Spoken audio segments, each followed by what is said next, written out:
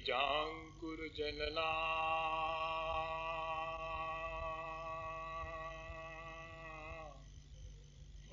बीजांकुर जनना रागाद्याक्षयमुपागतायस्य ब्रह्मा वा विष्णुर्वा हरो जिनो वा नमस्तस्मै।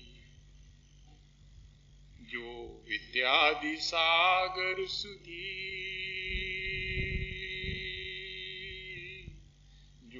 विद्यादि सागर सुधी गुरु हैं हितैषी शुद्धात्म में निरत नित्य हितोपदेशी।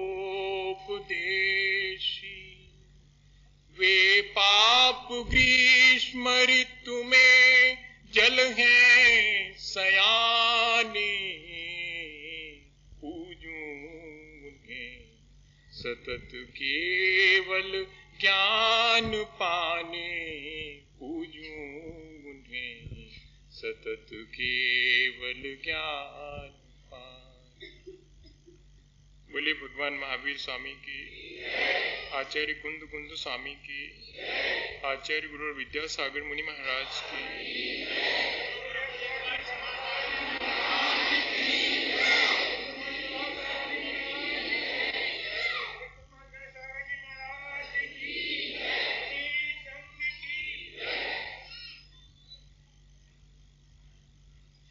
हमेशा की तरह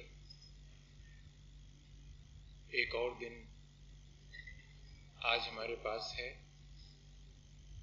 जिसमें हम सब एक साथ मिल बैठकर अपने ही जीवन के विकास के लिए कुछ थोड़ी सी बातें करेंगे।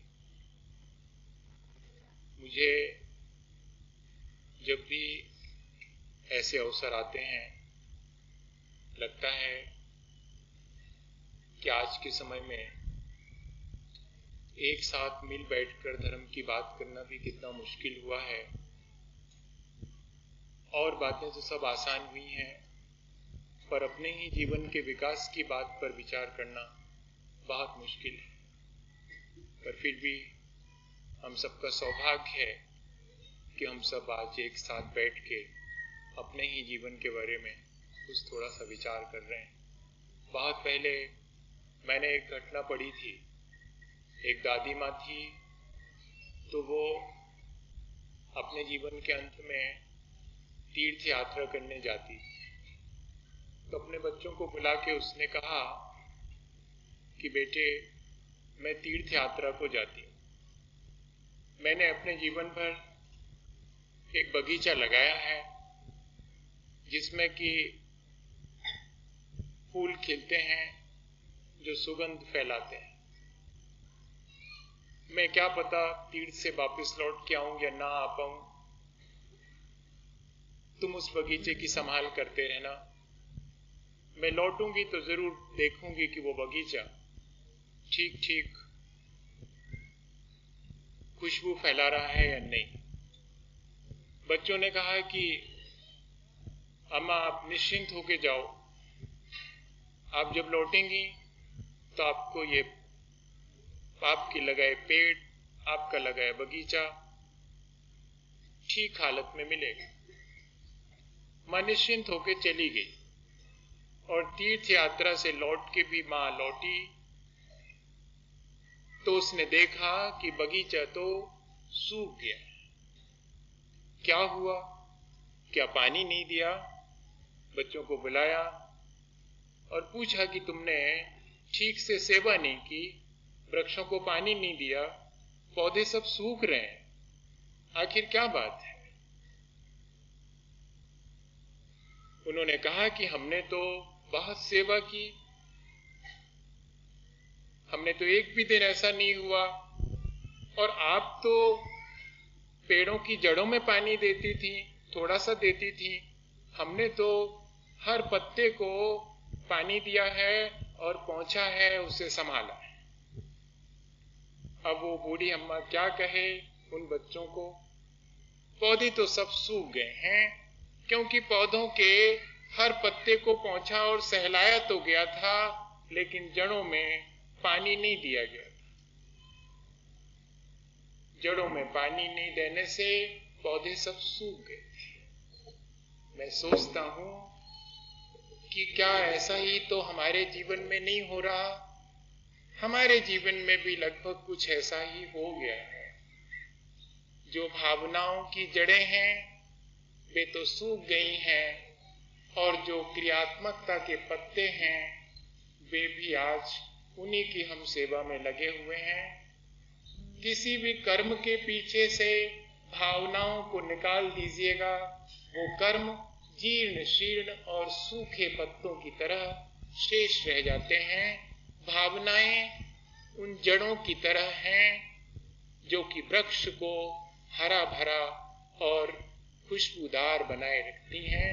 हमारे जीवन में भी अगर कुछ सूख गया है, हमारे जीवन में भी अगर कुछ खुशबू नहीं फैलती है, तो समझना कि हमारी भी शायद यही कमी है, हमने भावनाओं को नहीं पहचाना। आचार्य भगवंतों ने लिखा, तस्मात् क्रिया प्रतिफलन्ति न भाव शून्य। अगर भावों से शून्य होकर के हम अपने जीवन में धार्मिक क्रिया भी करेंगे, तब भी वो धार्मिक क्रिया हमारे जीवन को कोई आनंद नहीं दे पाए।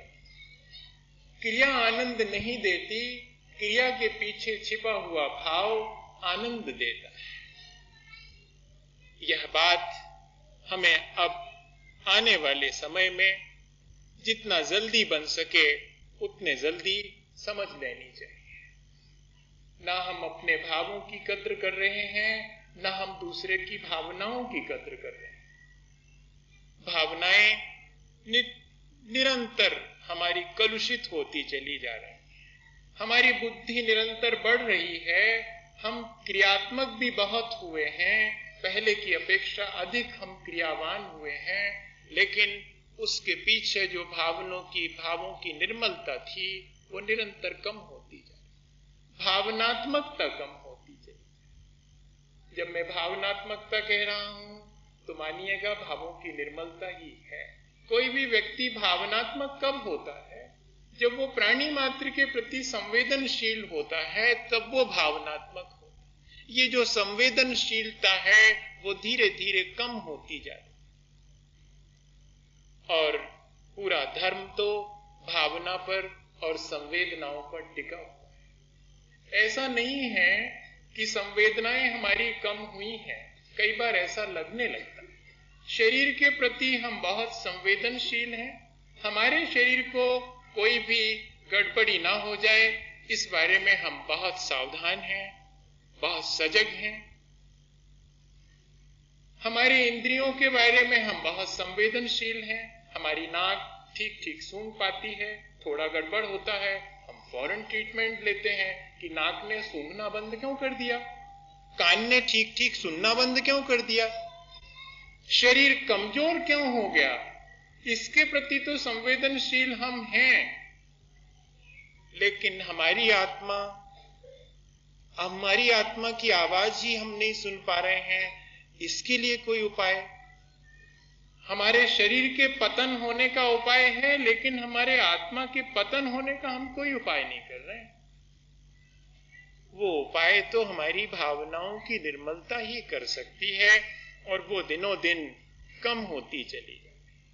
हमें इस बात पर ध्यान देना होगा। हम सबसे पहले कोई भी कर्म करें तो उसके पीछे हमारी पवित्र भावनाओं का हमें जरूर से ध्यान रखना। फिर वो कार्य चाहे संसार का हो चाहे वो धर्म का हो, अगर उसके पीछे पवित्र भावना छुपी हुई है तो वो आनंद देगा। आज न व्यक्ति को सांसारिक कार्यों में सुख मिल रहा है, न ही कोई धार्मिक क्रियाएं दोहराने में उससे कोई आनंद आ रहा है। उसके जीवन में तो ऐसे जैसे सूखा पड़ा हुआ है। थोड़ी देर के लिए कोई आता है और दो बातें हमसे कहता है, हम थोड़े उत्साहित होते हैं, फिर उसके बाद वही जैसे सन्नाटा फिर जीवन में छा जाता है। इसका कोई उपाय तो हमें करना ही होगा, और एकदम ऐसा उपाय करना होगा कि वो लाइफ लॉन्ग हो, थोड़ी देर के लिए उपाय से अब काम न चलेगा। अपनी भावनाओं को एक बार पूरी कोशिश के साथ हमें अब जागृत कर ही लेना, अपने आत्म कल्याण के लिए, अपने आत्म विकास के लिए। एक व्यक्ति देखने गया था, जबलपुर में वाटरफॉल देखने गया था। तो वो बहुत बढ़िया कवि हृदय था, संवेदनशील था, उसको तो बहुत क्यूरियोसिटी थी, बहुत उसको जिज्ञासा थी कि कैसा लगता होगा, कैसा फील होता होगा जब इतने ऊपर से पानी गिरता होगा। और वो उस दृश्य को देखने के लिए उत्सुक था। जिस टैक्सी में वो गया तो टैक्सी वाले ने थोड़ी दूर जाकर के वो टैक्सी रोक दी और कहा कि आप चले जाएं, थोड़ी दूर आगे बढ़ेंगे, वहां तक गाड़ी जा नहीं सकती, वहां वाटरफॉल है, आप देखें। उस टैक्सी में कोई नहीं था, वो टैक्सी वाला अकेला था। इस कवि ने सोचा कि क्यों ना इससे भी कहा जाए कि ये भी साथ चले और ये भी देख लेगा, अब यहां अकेले टैक्सी में बैठा बैठा क्या करेगा। तो उसने टैक्सी वाले से कहा कि आओ मेरे साथ, तुम भी जलप्रपात देखना, वाटरफॉल देखना। उसने कहा वहां क्या देखना, आप देख आइएगा, वहां देखने लायक है क्या, बस 2-4-10 पत्थर नीचे पड़े हैं, थोड़ी ऊपर से पानी गिरता है, लोग पता नहीं काहे को दौड़े भगते चले। अब टैक्सी वाले को तो 2-4 पत्थर पड़े हैं, ऊपर से पानी गिरता है, इसके अलावा कुछ नहीं दिखेगा। भावना शून्य व्यक्ति के लिए जिंदगी में जो कुछ भी श्रेष्ठ है वो आसानी से दिखाई नहीं पड़ता। भावनाएं ही हैं जो कि कुछ देख पाती हैं। भावनाएं तो एक कागज पर मोहर लगा दें तो वो रुपए की तरह चल पड़ता है। क्या है उस रुपए में? थोड़ा सा छपा हुआ है, 1 रुपया है तो 1 रुपया, 100 रुपया है 100 रुपया, लेकिन उस पर सील लगी हुई है, उस पर मोहर लगी हुई है। आप कहीं भी उस कागज के टुकड़े को ले जाइएगा, उतने पैसे आपको मिल जाएंगे। और ऐसे किसी भी कागज के टुकड़े को ले जाइए, वजन कर लीजिएगा ज्यादा से ज्यादा, इस कागज का इतना वजन है, रुपए का इतना वजन है, उतने ही वजन का कागज है। उसमें फर्क क्या है? उसमें फर्क है इस कागज पर भावना की, जिस कागज पर भावना की मोहर लगी है वो कीमती है, वरना तो उस 100 रुपए के कागज को जला करके 1 बूंद पानी गर्म करना चाहो तो भी ना होगा गर्म। हाँ, उस कागज में क्या है? उतना छोटा सा कागज, लेकिन उस पर भावना की मोहर लगी हुई है। विनोबा कहते हैं कि आज जितना विकास बुद्धि का हुआ है, काश अगर उतना ही व्यक्ति भावनात्मक हुआ होता तो उसका जीवन कुछ का कुछ होता। बहुत शांत भाव से वो अपने जीवन को बहुत आसानी से जीता। जितनी मुश्किलें हमारे जीवन में खड़ी हुई हैं वे सब बुद्धि की हैं, भावना की कोई मुश्किल नहीं है। वो लिखते हैं कि लोग हमसे पूछते हैं कि ये भावना क्या होती है, हम कैसे समझाएं? ज्ञान के द्वारा इसे समझा नहीं जा सकता, बुद्धि के द्वारा इसे समझा नहीं जा सकता। एक बेटा शाम को पढ़ के घर वापिस लौटता है, थका हारा लौटता है, दरवाजे पर माँ मिल जाती है और माँ सिर पर हाथ फेरती, पीठ पर हाथ फेरती, कहती है तू थक गया होगा, आ तो जल्दी से बस्ता रख, मैं तेरे को बहुत अच्छी अच्छी चीज खाने को दूंगी, मैंने बना के रखी है। अब उस बेटे से पूछो कि वो जो सुबह 10:30 बजे का गया, 5:30 बजे लौटा है, उसके ऊपर इतना सा हाथ फिराने पर उसे कैसा लगा? उसे तो ऐसा लगा जैसे कि पूरी थकान और भूख शांत हो गई है, अब तो कोई आवश्यकता नहीं, बड़ी निश्चिंतता महसूस कर रहा है। अब अगर किसी वैज्ञानिक से पूछो, किसी बुद्धिमान आदमी से पूछो तो वो कहेगा, क्या कहेगा? कैलकुलेशन करेगा, इतने वजन का हाथ इतनी देर तक इस तरह से फिराया गया, इसके क्या रिजल्ट्स होंगे? आप प्रयोग कर लो, किसी भी व्यक्ति पे कर लो, इतने वजन का हाथ इतनी बार किसी की पीठ पर फिराया गया, इससे कुछ ना होगा। उसके पीछे जो भावना छुपी हुई है, माँ का मातृत्व छुपा हुआ है, उसने उसको शांति दी है, उसने उसकी थकान को दूर कर दिया है। आज तक कोई इस तरह का यंत्र भी शायद कोई नहीं बना होगा कि इतने वजन का हाथ फेरा जाए तो इतनी देर तक फेरा जाए तो शांति मिल जाएगी। ऐसा अगर एपरेटस बन जाए तो बड़ा मजा, फिर तो अपन जीत गए। नहीं, लेकिन ये तो हमारी बड़ी हार होगी। हम अगर भावना शून्य हो जाएंगे तो धीरे धीरे हमारा जीवन नष्ट ही हो जाए। अगर हम जीवित हैं तो अपनी भावनाओं से ही जीवित हैं। ये भावनाएं ही हमें फैलानी होगी। एक बात, जब भी हम कोई कर्म करें, भाव पूर्वक करें। हम मंदिर आते हैं, दर्शन करते हैं, दर्शन भी हमें भाव पूर्वक ही करना पड़ेंगे। हम अपने आने वाली पीढ़ी को भी यही सिखाएंगे कि दर्शन करना पूरी भावना के साथ। यह भी मेरे जीवन का एक कर्तव्य है। पूजा करना, उसके पीछे भी यही भावना की पवित्रता है। सबके पीछे भावना की पवित्रता है। अच्छी बात है, पूजा प्रक्षाल तो 1 घंटे करेंगे ना, लेकिन 23 घंटे तो और संसार के काम करना है। उनको कैसे करें? उनको भी भाव पूर्वक कर सकते हैं। कैसे? एक नाई है, महाभारत में नाम आया उसका सेना नाई। वो क्या करता है?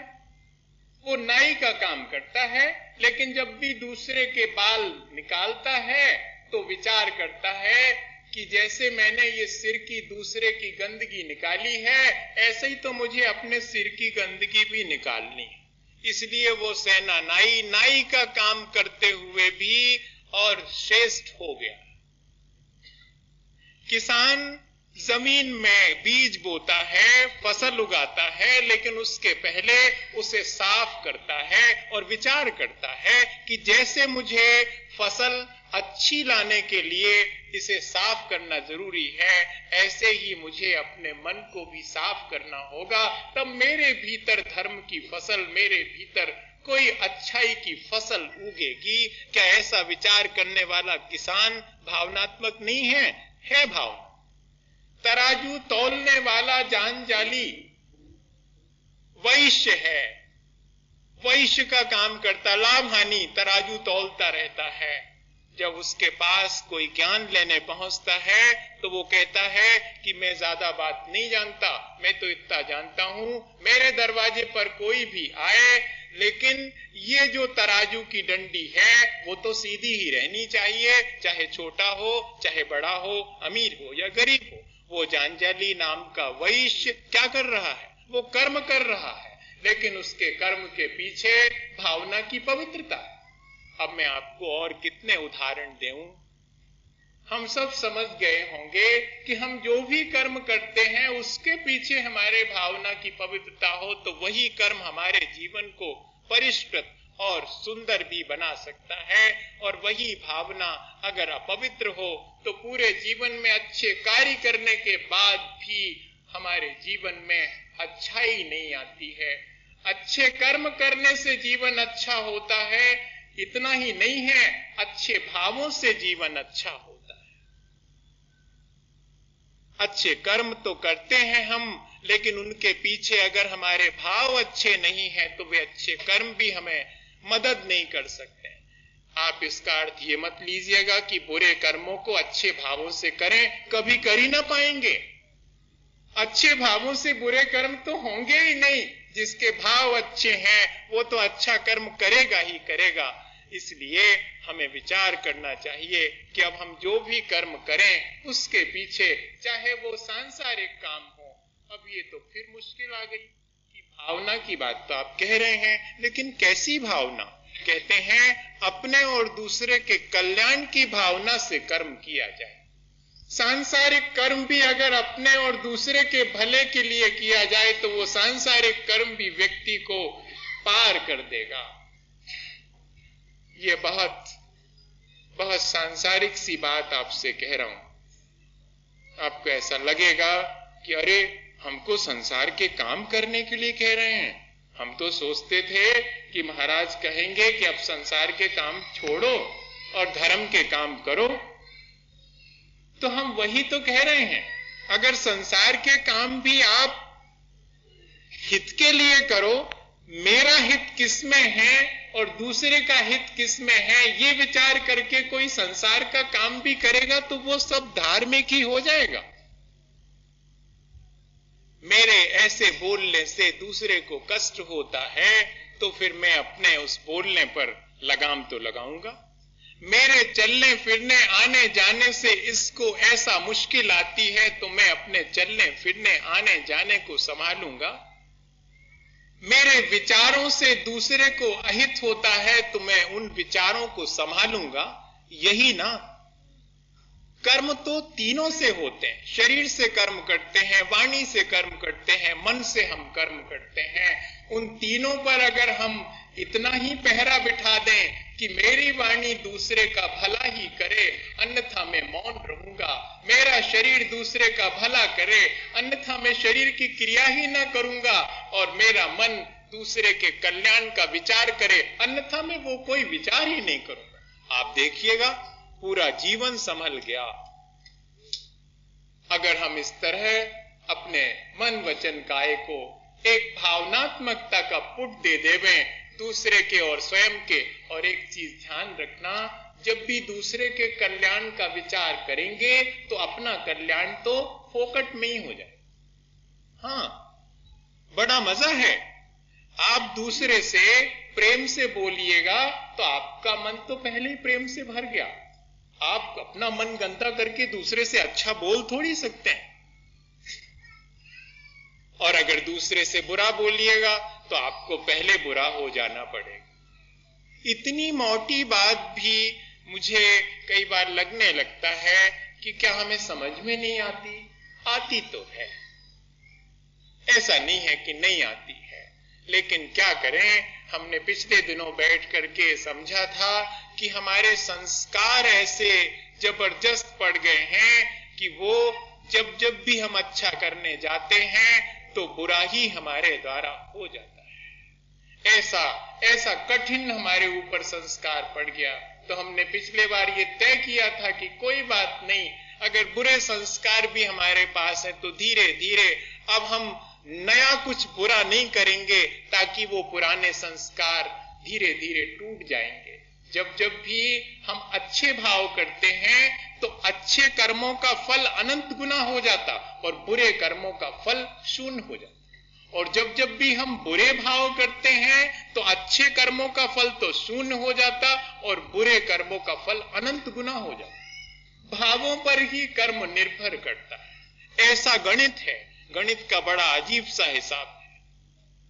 भाव अच्छे करे तो कर्म का फल अनंत गुना, और भाव बुरे करे तो बुरे कर्म का फल भी अनंत गुना मिलेगा। ये ध्यान रखें। लेकिन अगर इतनी सावधानी हमारे जीवन में आ जाए तब तो हमारा जीवन अमृतमय होगा, हमारा जीवन बहुत सुंदर होगा। हम चाहते भी ये हैं कि आने वाले समयों में, मुझे पिछले दिनों लोगों ने कहा है कि इसके पहले भी आए हैं और हमेशा यहाँ तो वर्षों से साधक आते हैं और लोगों को अमृत देते हैं, लेकिन इसके बाद भी लोग अपनी जगह से हिलते नहीं हैं। मैं उस चीज को सुन करके थोड़े से मुश्किल में पड़ गया था, लेकिन फिर मुझे लगा कि ऐसा नहीं है। कुछ ना कुछ तो होता हो भीतर जीवन में। अच्छी बात सुनकर के कुछ क्षण के लिए तो अच्छा करने का मन होता होगा। 1 घंटे हम यहाँ बैठे हुए हैं और अच्छी बात कर रहे हैं, चलो ना सही बाद में, कम से कम 1 घंटे तो सबके मन में ये आया होगा कि अब नहीं कर। उस 1 घंटे में अगर आयु बंद हो जावे तो कौन सी बंधेगी? सिवाय देवायु के कोई नहीं बंधेगी। इतना लाभ तो मैं तो इस तरह सोचता।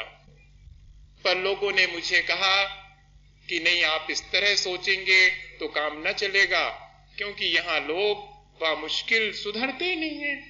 ऐसा कहा किसी ने। तो आप बताइएगा, अब उन्होंने अकेले मुझसे कहा, मैं कैसे मान लूं कि सुधरते ही नहीं है? क्या आपके बारे में मैं ऐसा विचार करूं? मैं तो न कर सकूंगा। आप कहेंगे भी तब भी न करूंगा।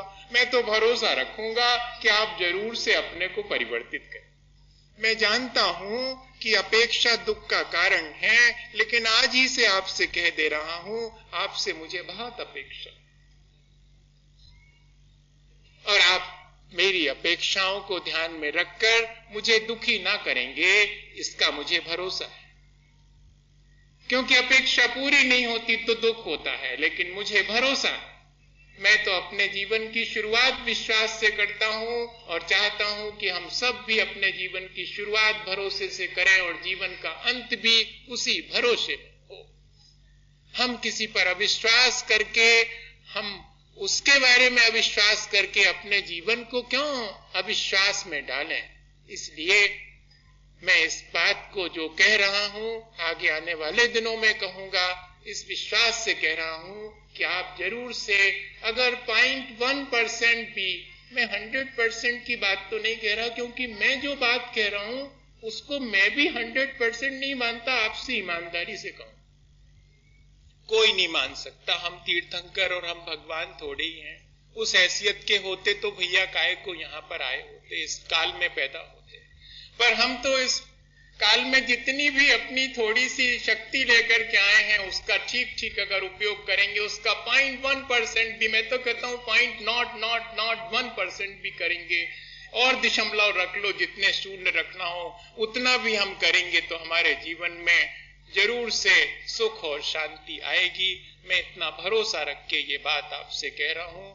आज के लिए 2 ही बातें मुझे कहना थी कि जो भी कर्म करें वो भावना से युक्त होकर के करें, श्रेष्ठ कर्मों को भावना से युक्त होकर के करें, और जो भी कर्म करें वो अपने और पर के कल्याण का विचार करके ही करें, तो वो सारे कर्म हमारे जीवन को एक अच्छा आनंद देंगे। एक बहुत छोटी सी घटना जो टॉल्स्टॉय ने लिखी, एक कहानी, बस उतनी बात आपसे कहूंगा, और बस मैं सोचता हूं अपन थोड़ा थोड़ा सा लें और उसको जीवन में जरूर से उतारें। वो एक छोटी सी घटना आपको सुनाता।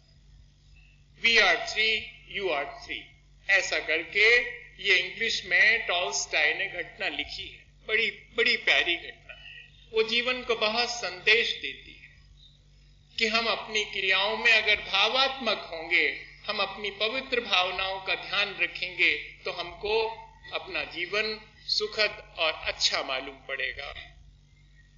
क्या हुआ, एक बार एक झील के किनारे 3 साधुओं के बारे में सुना गया कि वे 3 साधु बहुत पहुंचे हुए हैं, लेकिन ये भी सुना गया कि बड़े अनपढ़ हैं, कुछ आता जाता नहीं है, पर उनकी ख्याति बहुत फैली। तो जब किसी की ख्याति फैली तो बहुत मुश्किल होती है, सबको बर्दाश्त हो ऐसा तो है ही नहीं। वहां पर एक पुरोहित था, उसने कहा कि अरे वाह, इतनी ख्याति इनकी, और कहते हैं कि बड़े भगवान के भक्त हैं, पर इन्होंने प्रार्थना कौन से सीखी, ये तो बताओ पहले। प्रार्थना तो हमसे सीखी नहीं, और हम तो यहाँ के सबसे बड़े पुरोहित हैं, और जब हमसे प्रार्थना नहीं सीखी है तो इनकी प्रार्थना इतनी अधिक चमत्कार वाली कैसे हो सकती। उसने कहा हम जाकर के देखेंगे उनको कौन सी प्रार्थना आती, और सुनते हैं बड़े अनपढ़ हैं। तो वो पुरोहित उस झील को पार करके नाव से और झील के उस पार पहुंचा। वे तीनों संत जो कहलाते थे उनके सामने आए, और आते ही साथ उन्होंने प्रणाम किया। तो पुरोहित को बड़ी खुशी हुई कि चलो अभी कुछ बिगड़ा नहीं है, ये लोग विनम्र तो हैं। हम तो सोच रहे थे कि हमसे भी आगे बढ़ गए ये, और प्रार्थना तो हमसे सीखी नहीं है। तो उन्होंने कहा कि तुम लोगों को प्रार्थना आती है, तुम्हारी साधना का क्या ढंग है, प्रार्थना का क्या ढंग है। उन्होंने कहा भगवान, हम तो बिना पढ़े लिखे अनपढ़, हम क्या जाने प्रार्थना का ढंग, हम क्या जाने साधना। सम्यक दर्शन ज्ञान चारित्र, ये 3 से ही जो है भगवान बनता है, और हम लोग भी 3 हैं। तो हमने ऐसी प्रार्थना बनाई कि you are 3, we are 3, have mercy on us. हम पर कृपा करो, हम पर दया करो, तुम 3 हो, हम 3 हैं, हम पर दया करो। बस हम तो इतनी ही प्रार्थना करते हैं। अब वो पुरोहित बहुत हंसा। हम भी शायद ऐसे ही जब बच्चे लोग मंदिर में आके खड़े हो जाते हैं और टूटे फूटे शब्दों में यहां वहां देखते देखते कुछ कुछ कहते हैं तो अपन भी हंसते हैं कि इनको क्या प्रार्थना आती। अपने को आता भक्तांबर एकदम शुद्ध, सुन लो अगर नहीं तो उनको क्या आता हो। ऐसे करते हैं अपन भी, अहंकार आ जाता है अपने कर्म के प्रति। लेकिन कर्म के करने के साथ अगर अहंकार आ गया है तो उस कर्म का कोई फल नहीं मिलता। कर्म के साथ तो भावना की पवित्रता आवश्यक है। वहां उस क्षणों में जब भगवान की पूजा कर रहे हैं तो एक ही भाव है, श्रद्धा का भाव है और दूसरा कोई भाव नहीं है। वो तीनों ने कहा कि हम तो यही प्रार्थना जानते हैं, you are 3, we are 3, have mercy on us, हम पर अपनी कृपा बरसाओ। उन्होंने कहा ये सब ऑथराइज्ड नहीं है, ये प्रार्थना ऑथराइज्ड नहीं है, ये प्रार्थना कोई कहना चाहिए परंपरा से चली आ रही है वैसी प्रार्थना नहीं है। तुम लोग एकदम बुद्धू हो, नई प्रार्थना सीखो, मैं सिखाता हूं कौन सी प्रार्थना। तो बहुत लंबी चौड़ी प्रार्थना उनको सिखाई। वो तीनों चुपचाप सुनते रहे। उन्होंने कहा कि इतना तो हमको याद ही नहीं रहेगा, हम ज्यादा पढ़े लिखे तो नहीं, थोड़ी छोटी कर दो प्रार्थना। उन्होंने कहा नहीं, जो स्टैंडर्डाइज प्रार्थना है वो ही करना पड़ेगी, तभी कल्याण होगा, ऐसे नहीं होगा। हाँ, ऐसी अपनी भी कुछ चीजें बड़ी ऑथराइज्ड हैं, वो अगर एक अर्घ ने चढ़ाओ तो समझ लो पूजा ही ने भईवा। वो 24 तीर्थंकर को भी, विद्यमान 20 तीर्थंकर को और अनंतानंद सिद्ध परमेश जी को और सबको सब चढ़ जाओ चाहिए। एक पूजा से नहीं होता काम। देव गुरु शास्त्र में सब आ गए, लेकिन नहीं, अलग सबके देवी और शांति पाठ और वो के बाद जो आए देवगण वो पढ़ने के नहीं पढ़ने पहले नक्की कर लो। बहुत सारी चीजें हैं ऑथराइज्ड। मैं आपसे ये नहीं कह रहा हूं कि आप इन चीजों को तोड़ फोड़ कर दो। मैं तो आपसे ये कह रहा हूं कि उसके पीछे छुपी हुई भावना की तरफ भी तो ध्यान देना चाहिए। अब उन पुरोहित ने उनको बहुत लंबी पूरी एक प्रार्थना सिखाई, उनके समझ में तो कुछ नहीं आई। उनने कहा कि फिर से दोहरा दो, फिर से दोहराई तो थोड़ा थोड़ा उनको याद हो गया। वे बेचारे अपनी प्रार्थना में लग गए। पुरोहित नदी में अपनी नाव से वापस लौटने लगे। आधे बीच में पहुंचे और पुरोहित ने पीछे देखा तो 3 लोग नदी पर भागते चले आ रहे हैं। उन्होंने कहा आश्चर्य, ये क्या हो गया, कौन है ये लोग, नदी पर ऐसे भागते पानी पर चलते चले आ रहे हैं। उसे बड़ा आश्चर्य हुआ। जब वो निकट आए तो उन्होंने देखा, कह रही ये तो तीनों वो ही हैं। अब तो पुरोहित बहुत मुश्किल में पड़ा और तीनों जब नाव पर आए तो तीनों पुरोहित के चरणों में गिर गए कि भगवान, वो प्रार्थना जो आप बता के गए थे ऑथराइज्ड, ऑथेंटिक, वो प्रार्थना तो भूल गई और आप फिर से कृपा करके बता दो। अब पुरोहित की बारी थी। पुरोहित तीनों के चरणों में गिर गया कि तुम्हारी प्रार्थना अच्छी जो तुम करते थे, you are 3, we are 3, have mercy on us, हमारे ऊपर कृपा करो, बस तुम तो यही करते रहो। ये चमत्कार तो हम भी नहीं कर पाए जो तुम तो ऐसे दौड़ के हमारे पास आधी नदी में ऐसे चले आए। तुम्हारी प्रार्थना ही सही है, उसके पीछे तुम्हारी भावना की पवित्रता छिपी हुई है। मैं आपसे अधिक नहीं कहूंगा, इतना ही कहूंगा कि जो भी हम यहाँ पर करें, आगे आने वाले दिनों में करेंगे, उन सब के पीछे हमारी भावना की पवित्रता होनी चाहिए। जितना हमारा जीवन भावनाओं की अपेक्षा पवित्र होगा, उतना हमारे जीवन में सुख, शांति और आनंद बरसेगा। इसी भावना के साथ आज मेरे साथ नमोकार करें कि भगवान हम पर थोड़ी सी कृपा करे और हमारे मन को पवित्र करे, हमारी वाणी और हमारे कर्मों को पवित्र करे और हम अपने पवित्र भावों के द्वारा अपने जीवन को सुखद और सुंदर बनाएं।